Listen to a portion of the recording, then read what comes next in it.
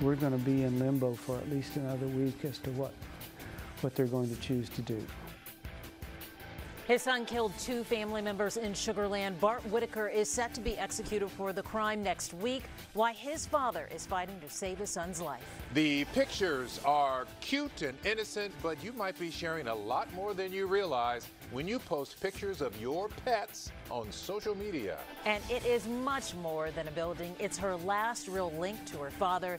So to her, saving the Astrodome is keeping her dad's memory alive. We start with breaking news tonight in Spring. Deputies are looking for the driver who hit and killed a woman in front of a school. They say she was run over at least 3 times by 3 different vehicles. None of those drivers stopped.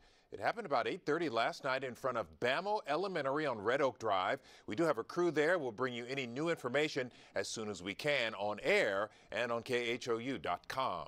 More parents are speaking up about bullied children in Klein ISD. This just weeks after a Spring family sued the district over the same issue. Tonight, parents gather to talk about ways to put more pressure on the district. Larry Seward was there and joins us now live at Lim Elementary with more. Larry? Mia, parents feel this issue is tied to the state of that school behind me, wrecked by Hurricane Harvey. Until it's fixed, kids spend significant time on crowded buses where bullies are parents' problem. My daughter has suffered. 8 parents, some hiding behind our cameras, banded together, fine-tuning a plan to protect their 5-, 6-, and 7-year-old kids at Klein ISD's Lim Elementary. My bullying issue for my son is not nearly as severe as a lot of these other parents, but it's become clear that it's just not taken seriously.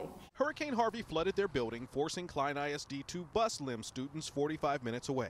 The first week, Angela McLoon's kindergartner got punched in the stomach on his bus ride home. McLoon claims the principal did nothing, but blamed her son for not telling a teacher. It's awful. I expect them to keep them mentally, physically, and emotionally safe and healthy. And when I realized that I could not count on that, it's heartbreaking.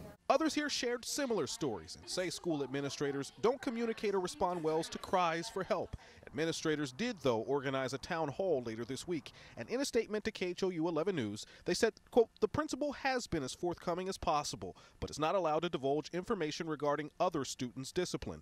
This often leads to frustration on the part of parents.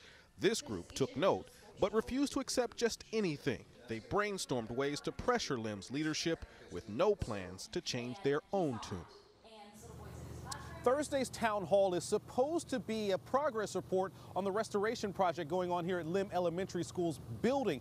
Parents, though, plan to use that opportunity to press for solutions to their bullying problem. Live in Spring, standing for Houston, Larry Seward, KHOU 11 News. We'll see how those meetings go a little bit later. Thanks, Larry. Tonight, one person is in custody, and police are looking for another after a crime spree stretching from Pasadena to the University of Houston campus.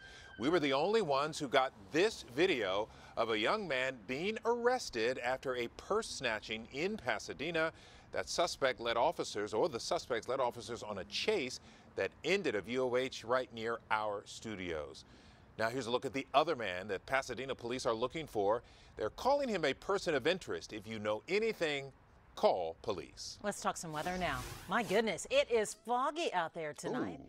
As we look at downtown Houston, the fog, it really is everywhere, covering everything. And David says there's a dense fog advisory. How long is that going to last? Until the middle of tomorrow morning. Whoa. And even then, on the coast, the fog may not completely burn off until Friday evening when a cold front finally sweeps it out of here. Fog season is upon us. Cold waters in the Gulf of Mexico, temps are in the 50s, but the air temperature above it is in the 60s, and it's very saturated, and so that's causing the fog that will blow in as we head through overnight into tomorrow morning. So the visibility at times across the entire area may drop to a quarter mile, especially in low rural roads that drop down to creek crossings.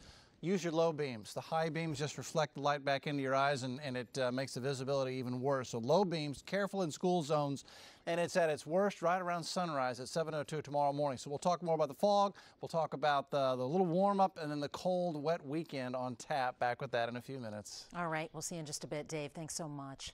The soldier now charged in the kidnapping and rape of a Cypress teen should be extradited back to Harris County within 10 days. And tonight we are learning more about his life since the alleged attack. Lauren Tallarico joins us live now from the sheriff's office with more. Lauren? Well, Mia, that rape happened 5 long years ago, and in that time, the suspect here, a 24-year-old private first class in the Army, has flown pretty much under the radar. That is, until last summer. It's an absolute unbelievable sense of relief. It's a case that authorities say they never let go cold. It's one of those cases where, you know, I knew we had to find some type of resolve. I mean, it was that bad, so it feels amazing. Levi Goss, charged in the brutal rape of a 16-year-old. Investigators say 5 years ago, he kidnapped, raped, then left the teen for dead off Spring Cypress Road. Naked and beaten so badly with the blunt side of a hatchet, witnesses thought she was wearing a red dress from all the blood. Investigators call Goss this. Here we are today to put this monster behind bars where he belongs. But his Instagram paints the picture of an all-American guy. Private First Class Levi Goss, enlisted in the Army in 2016, serving as a parachute rigger with the 82nd Airborne Division. Stationed at Fort Bragg and, until last summer, flew under the radar. He was currently under investigation for an alleged sexual assault that took place while he was in the United States Army. A North Carolina investigation that triggered a DNA sample upload into a national database, which connected Goss to the 2013 Harris County rape. During the course of that interview, which he volunteered to provide to us, he provided some key information that proved beneficial to our case. The victim, who survived by pretending to be dead, has been notified. She was extremely excited. And authorities hope she finally gets the justice she deserves. That he probably understands that he's done. Investigators say they do expect Goss to be dishonorably discharged from the Army at some point soon. By the way, he has not been charged in that North Carolina case. It is still under investigation. However, Goss is still a suspect. Reporting live from the Harris County Sheriff's Office, I'm Lauren Tallarico, KHOU 11 News. Lauren, thanks for the update. Also tonight, a Sugar Land father pleading for his son's life to be spared. Bart Whitaker is scheduled to be executed next week for murdering his mother and brother back in 2003. His father met with a member of the parole board in Austin today in a last-ditch effort to try and halt the execution. Whitaker was convicted of hiring someone to kill his family so he could collect $1 million inheritance.